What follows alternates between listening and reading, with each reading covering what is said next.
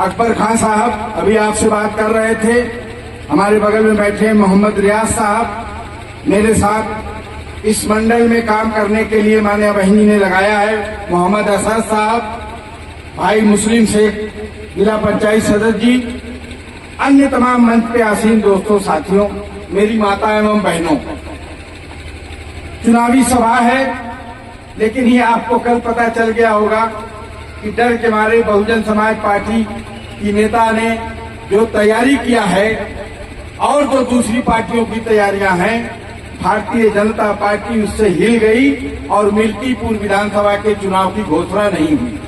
दिखा दिया गया कि एक कोर्ट में मामला चल रहा है।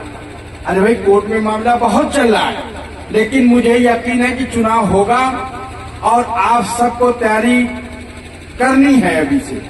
और आज का ये कार्यकर्ता सम्मेलन इस बात की गवाही देता है कि आपको बड़े पैमाने पर माननीय बहन जी के जो दिशा निर्देश हैं उस पे चल के कोरी साहब को कामयाब बनाना है।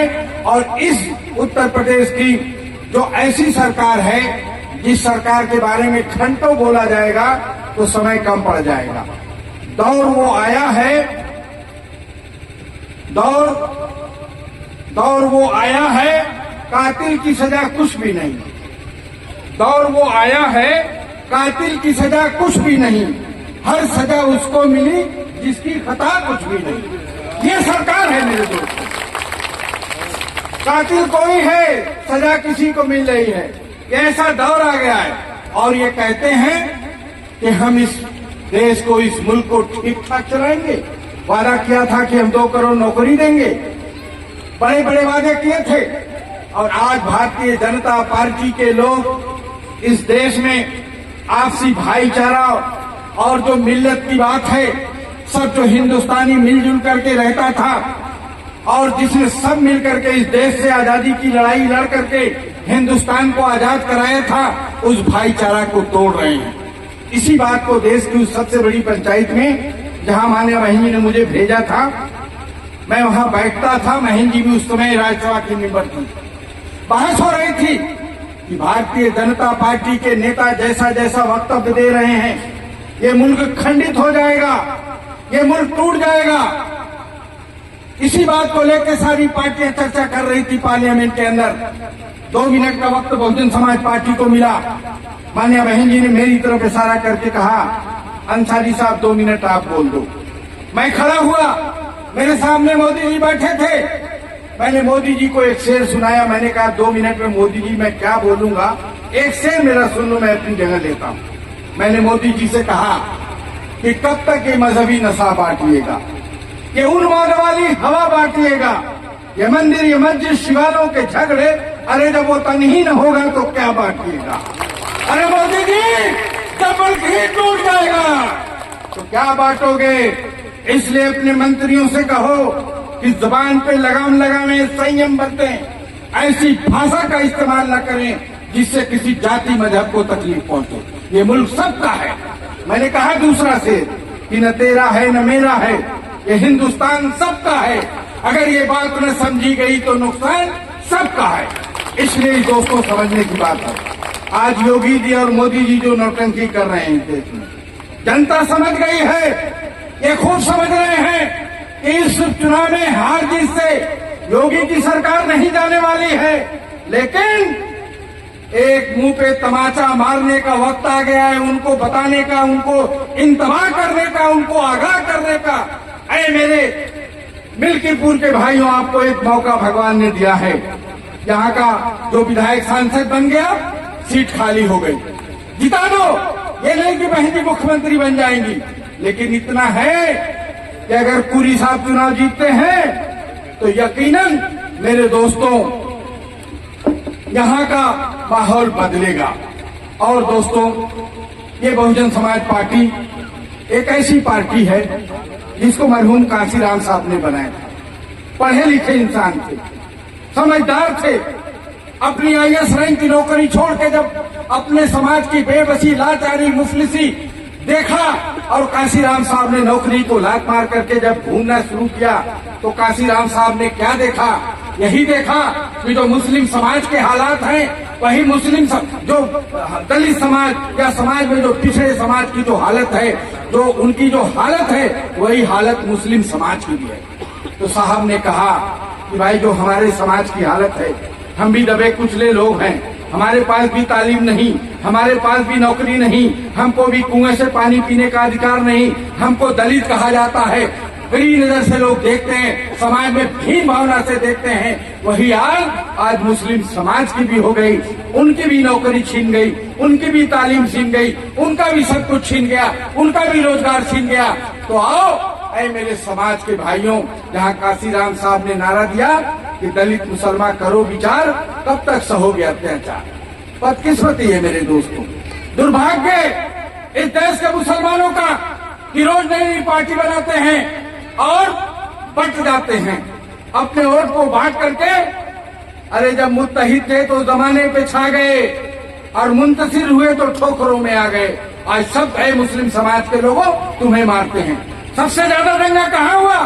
जब अखिलेश की सरकार थी, मुलायम की सरकार थी, बहुत दंगे हुए। भूल गए अब मुजफ्फरनगर का दंगा क्या हालत थी। लेकिन आज अखिलेश जिंदाबाद का नारा लगा रहे हैं। अरे अगर सच्ची कोई पार्टी है तुम्हारी हितैषी है तो बहुजन समाज पार्टी है, जिसने सब कुछ सर्व समाज के साथ साथ मुस्लिम समाज को सम्मान देने का काम किया। मेरे जैसे बुनकर समाज के बेटे को इस देश की पंचायत में भेजने का काम किया, मान्या बहन जी ने भेजने का काम किया। अरे राजभर समाज के लोगों, तुम्हारी समाज में कोई पहचान नहीं थी। सबसे पहले मान्या बहन जी ने, मान्यवर काशीराम साहब ने सुखदेव राजभर को, जो फटई कोट पहन के, हवाई शर्ट चप्पल पहन के आजमगढ़ की कचहरी में वकालत करते थे, काशीराम साहब पकड़ के लाए, उनको विधायक बनाए, मंत्री बनाए और विधानसभा अध्यक्ष बनाए। मेरे दोस्तों, उस राजभर समाज को, बाबर राजभर को सलेमपुर से कोई आज तक आजादी के बाद राजभर समाज का बेटा देश की पार्लियामेंट में नहीं गया था। सबसे पहले मानवर काशीराम साहब ने बब्बर राजभर को सलेमपुर से टिकट दे करके उस देश की पंचायत में भेजने का काम किया। ऐ चौहान समाज के साथियों, तुम्हारी कोई पूछ नहीं थी समाज में। बहुत दिनों तक कांग्रेस पार्टी इस देश से राज करती थी, किसी चौहान समाज के बेटे को सम्मान देने का काम नहीं किया था। धन्य बहन कुमारी मायावती जी, धन्य मानवर काशीराम साहब, उन्होंने बालकृष्ण चौहान को घोसी लोकसभा से सबसे पहले टिकट देके देश की पंचायत में भेजने का काम किया। दारा सिंह चौहान को बनाया, मंत्री बनाया, लेकिन चंद नोटों खातिर, चंद फायदे के लिए समाज को लात मार के ये नेता चले जाते हैं। लेकिन उन समाज के लोगों से मैं कहना चाहता हूँ कि अगर आपके समाज का कहीं हित है तो बहुजन समाज पार्टी में है। मौर्य समाज को, स्वामी प्रसाद मौर्य को लेकर के प्रतापगढ़ से बहन जी ने विधायक बनाए, नेता बनाए, मंत्री बनाया, प्रदेश अध्यक्ष बनाया, लेकिन वो भी आज कहीं दाएं बाएं झांक रहे हैं। मौर्य समाज को भी सम्मान देने का काम किया, पाल समाज को सम्मान देने का काम किया। वो यह समाज के अंदर जितने छोटे छोटे तबके हैं, जिस समाज को कोई पूछता नहीं था, जिस समाज को कोई प्रतिनिधित्व नहीं देता था, जिस समाज को कोई विधायक एमपी नहीं बनाता था, ऐसे तमाम छोटे छोटे समाज के लोगों को मानवर काशीराम साहब ने जोड़ा और रात दिन चल करके इस बहुजन समाज पार्टी को बनाया। और आज बहुजन समाज पार्टी ने, मेरे दोस्तों, बहुत बड़े बड़े काम किए। सर्व समाज के साथ साथ अभी हमारे अकबर खान साहब बोल रहे थे, ये बात सही है कि सच्चर कमेटी की रिपोर्ट इस बात को बताती है कि इस मुल्क में रहने वाले मुसलमानों की तालीम इस मुल्क में रहने वाले दलितों से भी खराब है। जब सबसे पहले सपा बसपा की सरकार बनी, यहीं बगल में टांडा से मसूद खान चुनाव जीत के गए थे। मरहूम काशीराम साहब ने कहा मान्या बहन जी से कि डॉक्टर मसूद को शिक्षा मंत्री बना दो। क्यों?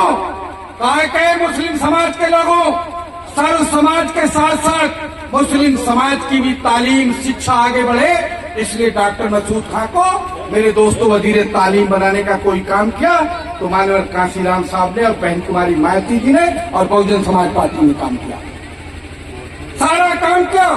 उर्दू अरबी फारसी यूनिवर्सिटी खोला कि लोग पढ़ो, जहां दुनिया की सारी भाषाएं पढ़ी जा रही हैं, उर्दू भी पढ़ो, अरबी भी पढ़ो, फारसी भी पढ़ो, सारी लैंग्वेज पढ़ो, सब पढ़ो, सब खुश रहो, सब अपने अपने समाज में आगे जाओ।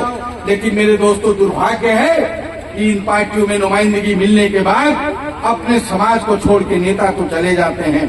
लेकिन उन समाज से मैं कहना चाहता हूं कि अगर आपका कहीं हित है तो बहुजन समाज पार्टी में है। आइए, वक्त कम है, मुझे निकलना भी है, नहीं मैं बहुत बोलने वाला हूं, मेरी यही ड्यूटी लगी है। मैं रहूंगा आपके बीच, गांव के चप्पे चप्पे जहां जहां मुस्लिम समाज और सर्व समाज रहता है, सर्व समाज के साथ साथ मुस्लिम समाज में हम जाने का काम करेंगे, उनको समझाएंगे कि आप वोट बहुजन समाज पार्टी को दीजिए और उनसे अपील करेंगे, घूमेंगे, कहेंगे कि आपका हित यही है समाजवादी पार्टी और या दूसरे किसी दल में नहीं है। मेरे दोस्तों, ये तो पानी के बुलबुले हैं। ये बहुजन समाज पार्टी पार्टी नहीं, ये मिशन है, मिशन जिसको माननीय काशीराम साहब ने बनाया। आज मान्या बहन जी उसको सींचने का काम कर रही हैं। इस मिशन को आगे बढ़ाओ, इस मिशन में हिस्सेदारी भागीदारी बढ़ाओ, तब तुम्हें सम्मान मिलेगा।